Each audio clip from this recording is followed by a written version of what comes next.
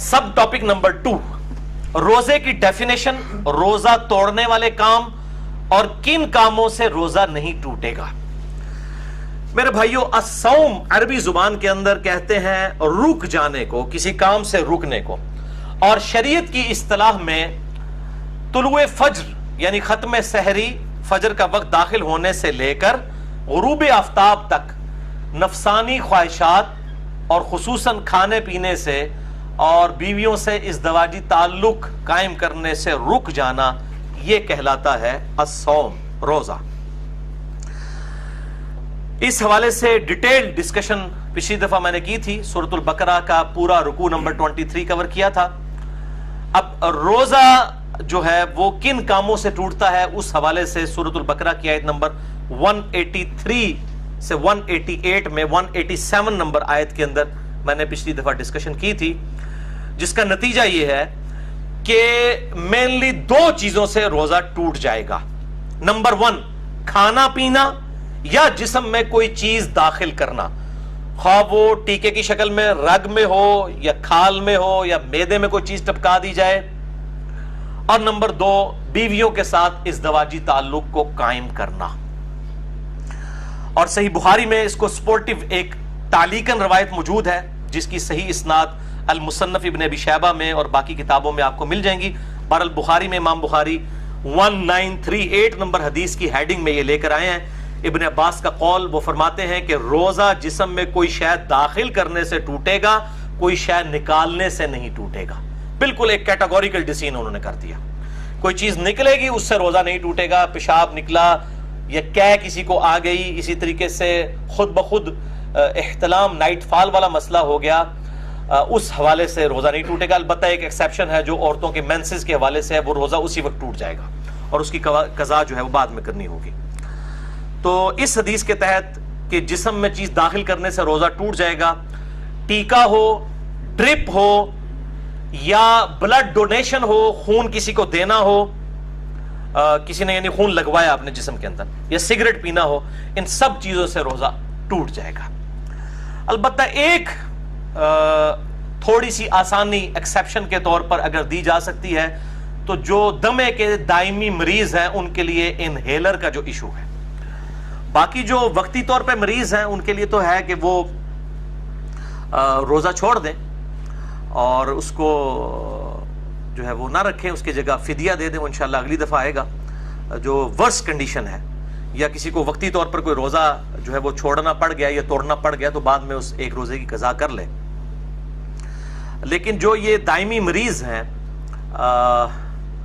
जिनको सांस का मसला है, दमे का प्रॉब्लम है और वो इनहेलर यूज करते हैं, उनके लिए एक एक्सेप्शन इज्तिहादन दी जा सकती है उस हदीस के तहत जो बुखारी और मुस्लिम दोनों में है। मिशकात में है 3724 कि आप सल्लल्लाहु अलैहि वसल्लम जब भी किसी सहाबी को कोई पोस्ट देकर गवर्नर बनाकर, खुसूसन इसमें आता है माज़ इब्न जबल और अबू मूसा अशरी को भेजा और इसके अलावा बाकी असहाब को भेजते, तो उनसे 3 बातें इरशाद फरमाते हैं। नंबर 1, लोगों के लिए आसानी पैदा करना, तंगी ना करना। नंबर 2, खुशखबरी सुनाना, नफरत ना दिलाना। नंबर 3, इत्तफाक रखना, इख्तलाफ ना करना। लेकिन ये इत्तफाक जो है वो झूठ की बुनियाद पे नहीं होना चाहिए, इल्मी दलाइल की बुनियाद के ऊपर। ये ना हो कि वो इत्तफाक के चक्कर में आप तौहीद के ऊपर भी, खत्म नबूवत के ऊपर भी कंप्रोमाइज कर लें। ये वो इत्तफाक नहीं है, वो फसाद है। तो इस हदीस के तहत इनहेलर वाला जो इशू है, इसके ऊपर उलमा की 2 राय हैं और मैं भी ये समझता हूँ कि जो उलमा कहते हैं कि रोज़ा नहीं टूटता, वो राय ज़्यादा मजबूत है, क्योंकि एक परमानेंटली एक बंदे के साथ इशू लगा है। और अगर वो कहते हैं रोज़ा टूट जाता है, फिर जिन लोगों का ये मौक़िफ़ है कि इनहेलर से रोज़ा टूटता है, उनको फिर बिल्कुल मैदान अमल में उतर के ये कहना चाहिए कि जो दमे के मरीज़ और इनहेलर यूज़ करने वाले मरीज़ हैं उन पर रोज़ा फ़र्ज ही नहीं है, वो सिर्फ फिदिया दिया करें, तो फिर उनका इज्तिहाद मुकम्मल होगा। मैं उनके साथ हूँ। जुरत करें ये कहें फिर कि उन पर रोज़ा नहीं, जुरत करके कहें ना। जब वो इनहेलर वाला इशू है तो कभी भी रोज़ा नहीं रख सकता, क्योंकि उसके साथ प्रॉब्लम रहता है कॉन्टिन्यूसली। तो यही कहें कि फिर वो रोज़ा ना रखे, फिदिया दे, तो बिल्कुल ये इज्तिहाद भी एंडोर्स होगा, इसके ऊपर कोई फतवा नहीं होगा अगर कोई इज्तिहाद के साथ ये मामला करता है। इसी कॉन्टेक्स्ट में जो खून देना है, डोनेट करना है, ब्लड कोई दे किसी को, अपना खून निकाले, तो जाहिर है वो निकल रहा है और वो इब्न अब्बास का कौल है कि निकलने से कोई चीज रोजा नहीं टूटेगा। تو اس حوالے سے بخاری و مسلم کی ایک حدیث ہے مشکات میں 2002 کہ ابن عباس کہتے ہیں کہ نبی صلی اللہ علیہ وآلہ وسلم احرام کی حالت میں بھی اور روزے کی حالت میں بھی الحجامہ یعنی پچھنے لگوایا کرتے تھے، جسے ہم کپنگ کہتے ہیں، یہ طریقہ علاج ہے جس میں خون نکالا جاتا ہے۔ تو روزے کی حالت میں آپ صلی اللہ علیہ وآلہ وسلم خون نکلوا لیا کرتے تھے، تو بلڈ ڈونیشن بھی اسی کے اندر آئے گی۔ اگر خون نکال لیا جائے جسم سے تو روزہ نہیں ٹوٹے گا۔ البتہ اس میں ایک ایکسیپشن ہے، وہ صحیح بخاری میں حدیث ہے مشکات میں 2016 کہ انس بن مالک سے پوچھا گیا کہ آپ لوگ روزہ دار کے جو پچھنے لگوانے ہیں الحجامہ، اس کو نبی صلی اللہ علیہ وآلہ وسلم کے دور میں مکروہ کیوں جانتے تھے؟ تو انس بن مالک نے کہا کہ ہم اسے مکروہ نہیں جانتے تھے، یہ بالکل ٹھیک ہے، ہاں مگر کمزوری کے سبب۔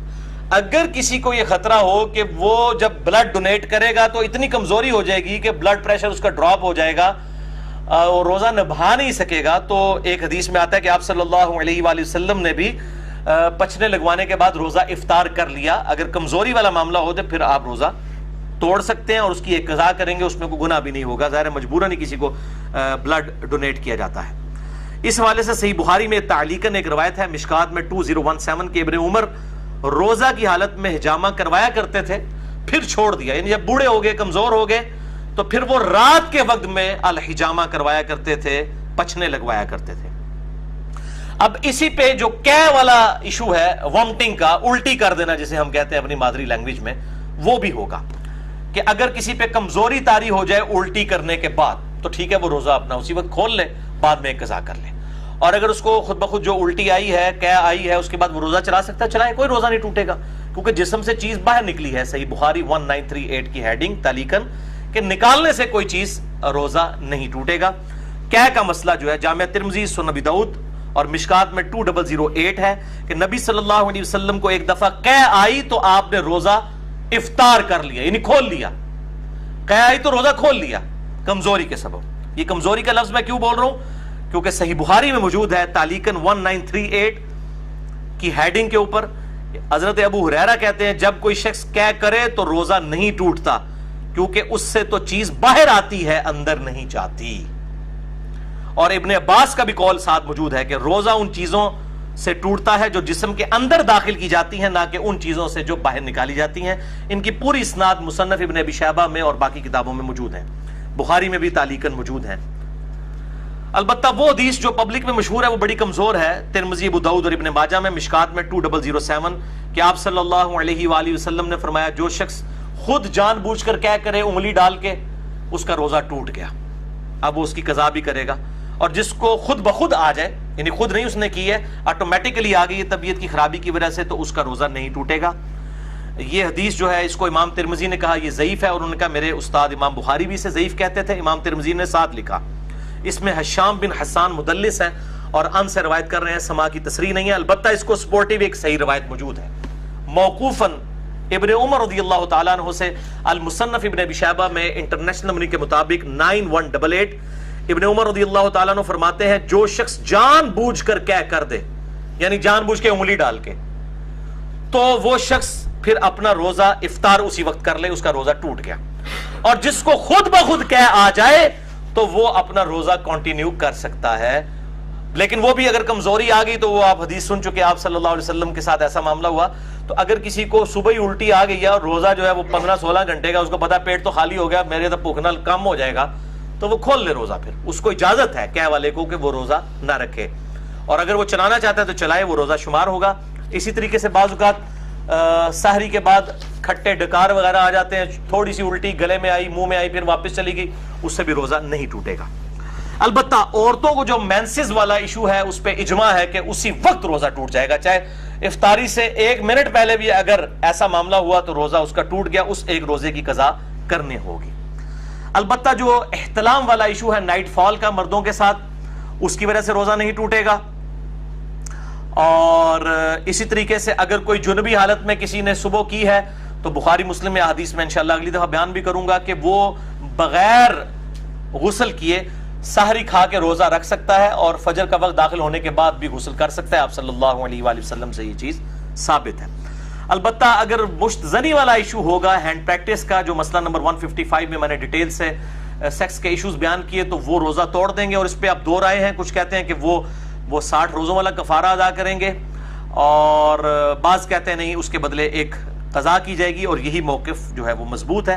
ظاہر ہے کہ اس کو اس کے ساتھ کمپیئر کرنا جو ہے وہ زیادتی ہے, یہ اس انٹینسٹی کا معاملہ نہیں ہے.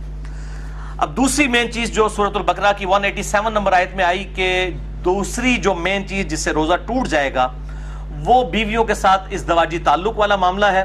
اسی کانٹیکسٹ میں بخاری اور مسلم میں حدیث ہے, مشکات میں 2000 نمبر ہے اس کا, کہ اما عائشہ رضی اللہ تعالیٰ عنہ کہتی ہیں کہ آپ صلی اللہ علیہ وآلہ وسلم روزہ کی حالت میں اپنی بیویوں کا بوسہ بھی لیا کرتے تھے اور گلے بھی لگا لیا کرتے تھے, لیکن آپ صلی اللہ علیہ وسلم تم سب سے زیادہ اپنی خواہش پر قابو رکھنے والے تھے. یعنی وہ اس سے زیادہ پھر آگے نہیں جاتے تھے, کہ اگر کوئی اس سے بھی آگے چلا گیا اور ازدواجی تعلق قائم کیا پھر تو روزہ ٹوٹ گیا. تو یہ پرسن ٹو پرسن پھر ویری کرے گا. سنن ابی داؤد میں حدیث ہے, مشکات میں 2006, ایک آدمی نے آ کر آپ صلی اللہ علیہ وسلم سے پوچھا کہ کیا میں روزہ کی حالت میں اپنی بیوی کے ساتھ جو ہے وہ گلا لگانے والا معاملہ کر سکتا ہوں؟ تو آپ صلی اللہ علیہ وسلم نے اجازت دے دی. پھر ایک اور شخص آیا, اس نے یہی سوال کیا, آپ نے اجازت نہیں دی. اور حضرت ابو ہریرہ کہتے ہیں پہلا شخص جس کو اجازت دی تھی وہ بوڑھا شخص تھا, اور جو دوسرا تھا وہ جوان تھا, اس کو آپ صلی اللہ علیہ وآلہ وسلم نے اجازت نہیں دی. تو اب یہ ڈیپینڈ کرتا ہے, بوڑھا جوان ہونا بھی ضروری نہیں ہے, کہ جو شخص اس حوالے سے قابو رکھ سکتا ہے اس کے لیے اجازت ہے, جو نہیں رکھ سکتا اس کے لیے پھر اجازت نہیں ہوگی. اب میرے بھائیوں اسی کانٹیکسٹ میں کچھ ایسے اعمال ہیں کہ جو روزہ کی حالت میں کر سکتے ہیں, اور کچھ ایسے ہیں جن کو کرنے سے روزہ نہیں ٹوٹے گا. وہ بھی سن لیجئے. بخاری اور مسلم کی متفق علیہ حدیث ہے, مشکات میں 2003, کہ جو شخص بھول کر کھا پی لے تو وہ اپنا روزہ پورا کرے, کیونکہ اسے اللہ نے کھلایا اور پلایا. لیکن یہ جو ساتھ بیٹھے ہوئے ہیں نا, ان کی ذمہ داری ہے کہ اس کو یاد کروائے کہ بھائی تو روزہ رکھے ہے.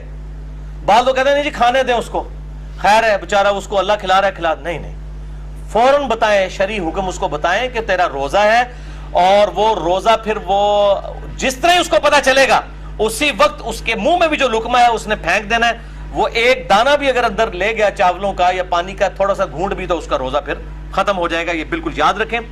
اسی طریقے سے سنن ابی داؤد اور الموطا امام مالک میں حدیث ہے, مشکات میں 2011, کہ ایک صحابی کہتے ہیں کہ میں نے نبی صلی اللہ علیہ وسلم کو مقام عرج پر پیاس اور گرمی کی وجہ سے روزہ کی حالت میں سر مبارک پر پانی ڈالتے ہوئے دیکھا ہے.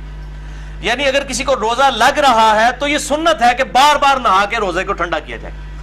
اور ادھر جو مولوی ہیں انہوں نے شامت اٹھائی ہوتی ہے اعتکاف والوں کی, اور ان کو بالکل گندا مندا کر کے اعتکاف میں بٹھایا ہوتا ہے. وہ کہتے ہیں جی جو پہلے دن آپ نے کپڑے پہنے یہی 10 دن پہن کے رکھنے ہیں, کوئی ناخن نہیں کاٹنے, غسل فرض کے علاوہ غسل نہیں کرنا, کیونکہ آپ مسجد سے باہر نہیں نکل سکتے بغیر مجبوری کے, تو وہ تو اعتکاف ٹوٹ جائے گا. تو یہ مسجد کی باؤنڈریز میں وہ فنائے مسجد جو ہے, جو غسل خانے ہیں اور ٹائلٹس ہیں, یہ فنائے مسجد کی باؤنڈریز میں شمار ہے شرعی احکام سے. بلکہ بخاری اور مسلم میں موجود ہے, نبی صلی اللہ علیہ وسلم تو سیدہ صفیہ کو اپنے گھر تک چھوڑنے کے لیے گئے تھے اعتکاف کی حالت میں. اپنے گھر آ کے کھانا بھی کھا سکتے ہیں, اعتکاف نہیں ٹوٹے گا, بل اور کوئی فالتو کام نہ کیے جائیں. تو اسی طریقے سے اگر کوئی غسل کرتا ہے گرمی کی وجہ سے تو سنت ہے, کوئی ایسا مسئلہ نہیں, کر سکتے ہیں. بلکہ اب تو الیاس قادری صاحب نے بھی اپنا فتویٰ واپس لے لیا ہے, کہ وہ کہتے ہیں جی فتاویٰ رضویہ شریف کی ایک جلد اب چھپ گئی ہے, اس میں اعلیٰ حضرت کا بھی فتویٰ ہے کہ معتکف جو ہے وہ ضرورت کے بغیر بھی غسل بھی کر سکتا ہے, وضو بھی کر سکتا ہے. تو اب دعوت اسلامی والوں نے بھی اجازت دے دی ہے. پہلے انہوں نے وہ اسی طریقے سے گندا کر کے لوگوں کو بٹھایا ہوتا تھا, اور یہ اسی طریقے سے معاملے چل رہے ہوتے تھے.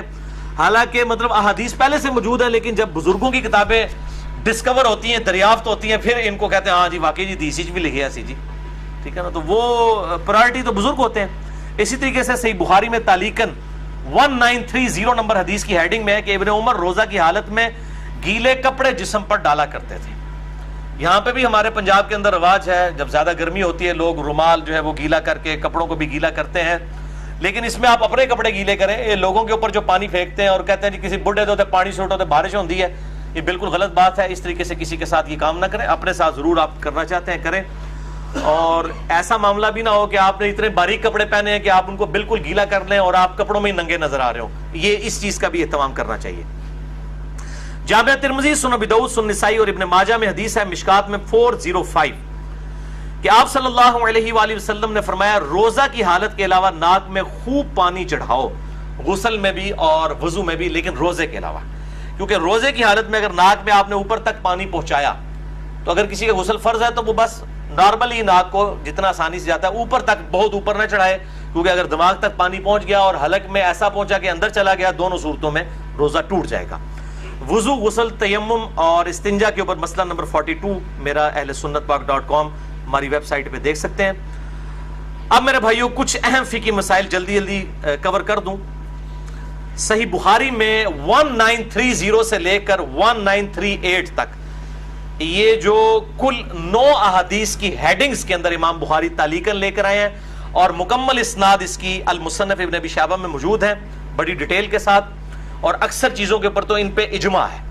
نمبر 1 صحیح بخاری میں تعلیقاً ہے، عامر بن ربیعہ کہتے ہیں کہ نبی صلی اللہ علیہ وآلہ وسلم کو میں نے روزے کی حالت میں اتنی دفعہ مسواک کرتے دیکھا ہے کہ میں شمار بھی نہیں کر سکتا۔ تو روزہ دار مسواک بھی کر سکتا ہے، ٹوتھ برش بھی کر سکتا ہے، لیکن ٹوتھ پیسٹ سے اجتناب کرے، اس میں ٹیسٹ والا معاملہ ہے، اور اس کے ٹیسٹ کو مسواک کے اوپر قیاس نہ کرے۔ البتہ اگر کوئی ٹیسٹ والا معاملہ کر بھی لیتا ہے تو روزہ نہیں ٹوٹے گا، کیونکہ جب تک حلق سے نیچے نہیں جاتا روزہ ٹوٹے گا نہیں، بچنے میں عافیت ہے۔ صحیح بخاری میں تعلیقاً ابن مسعود کا قول ہے کہ روزہ دار کنگھی اور تیل بھی لگا سکتا ہے بالوں میں۔ صحیح بخاری میں تعلیقاً انس بن مالک کا قول ہے کہ روزہ دار سرما بھی لگا سکتا ہے آنکھوں کے اندر، لیکن آنکھوں میں دوائی نہ ٹپکائیں، کیونکہ دوائی وہ سیدھی گلے کے حلق تک پہنچتی ہے، صرف سرمے کا مسئلہ ہے یا پانی کا، وہ جائز ہے۔ صحیح بخاری میں تعلیقاً ابن عباس کا قول ہے کہ روزہ دار ہنڈیا کا ذائقہ بھی چکھ سکتا ہے۔ چکھنے اور کھانے میں فرق ہے، چکھنا جو ہے وہ زبان کی نوک کے اوپر ہوتا ہے، یعنی نمک مرچ کو چکھ کے پھر تھوک دے۔